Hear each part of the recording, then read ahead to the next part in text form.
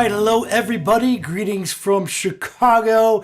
I'm live here today. I want to talk a little bit about grooves and what makes up a groove. I find this is one of the things that a lot of players miss. One of the missing elements of their playing, that secret sauce that I think of as the groove.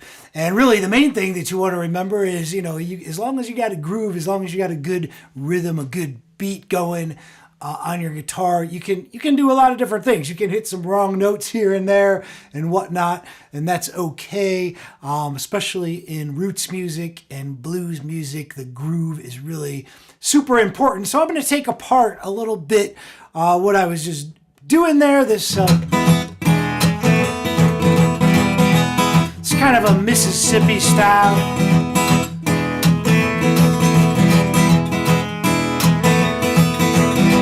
Mississippi style groove that I'm doing there. So let's take a look at this. Let's take a look at what the different parts of this are. Now, in a way too, if you're playing solo, if you're a solo acoustic blues player, then you have to keep a lot more of the groove happening than if you have a band. If you have a band, other musicians, then like the drummer might do part of the groove and the bass player might do another part or whatnot. But basically groove is the rhythm and kind of layers of rhythm combined that gives it a feel to it. So with this Mississippi style riff that I was just doing, the main part of it is really just kind of a quarter notes, or what I think of as like the foot tap, basically like this. And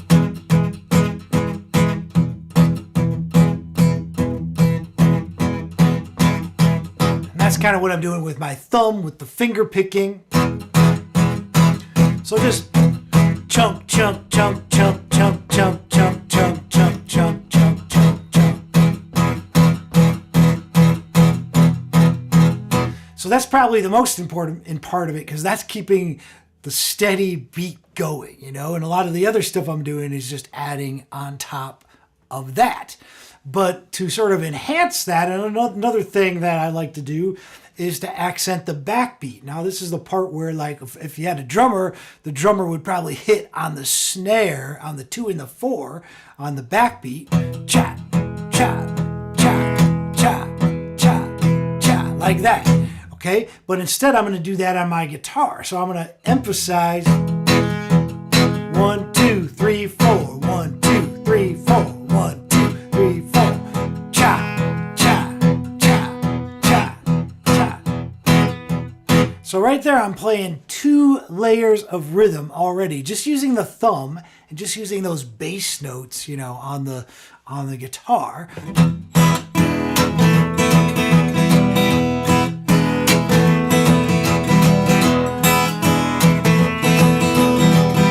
Now the other element, as you can hear, is there's notes that I'm hitting up here on the treble strings.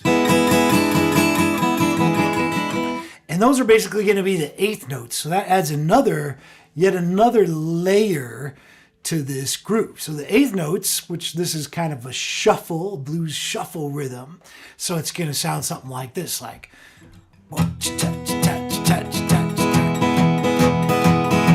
So those notes are kind of when the thumb goes down, the finger goes up, and that gives us a 1 and 2 and 3 and 4 and 1 and 2 and 3.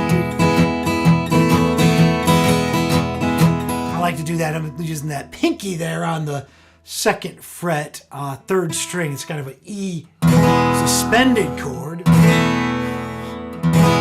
I like that one. That's kind of a cool thing to throw into something that's bluesy. Mississippi Fred McDowell used that sort of riff, that sort of suspended chord, usually in open D tuning, but I'm doing it here in the key of E. So you got a chat chat chat chat chat chat chat chat chat chat chat chat.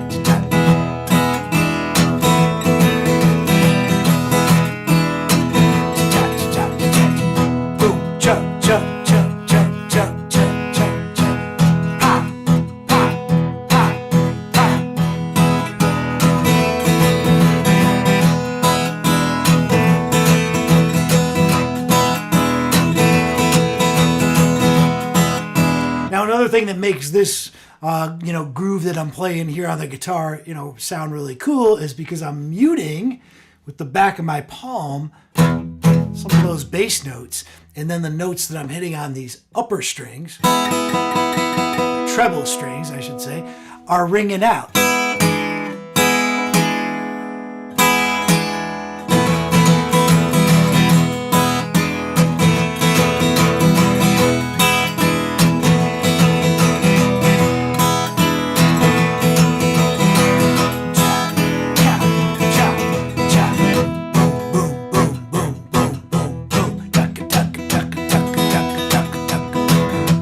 So you should be able to hear all those different layers of the rhythm while you're playing. You should hear that going on in your head.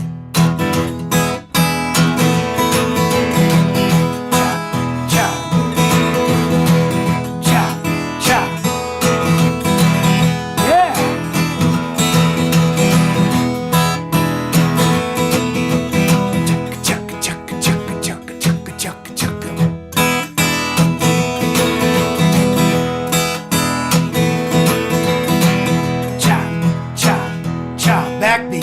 1, 2, 3, 4. 1, 2, 3, 4.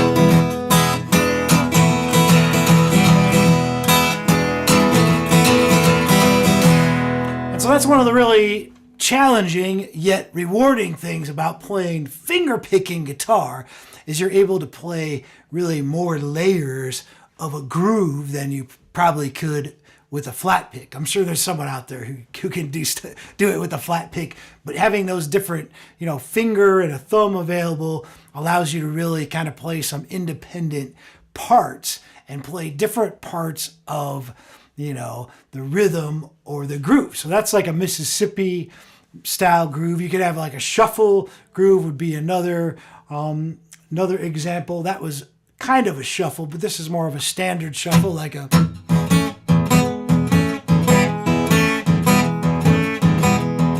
there you're playing off of the eighth notes mostly, just chunk, a chunk, a chunk, a chunk, a chunk, a chunk, a chunk.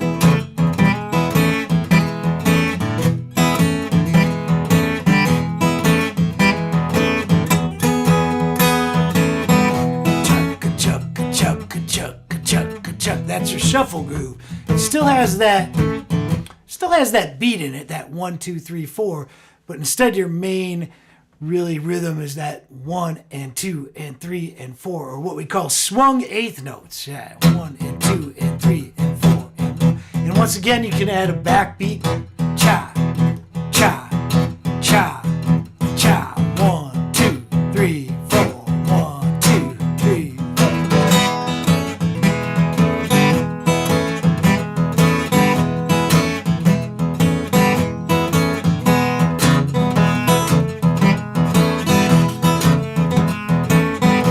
Whatever I play, even if I play a solo, go up the neck, I'm still hearing in the back of my mind, and I'm following that, because that's, like I said, once again, one of the challenges. If you're playing on an acoustic by yourself, you don't have that drummer. A good drummer can be really fantastic because they keep that they keep that going in the background, and it gives you a little bit more freedom in terms of, being able to play single notes and stuff. But if you're a solo player, you got to keep that groove going. You got to keep the beat going.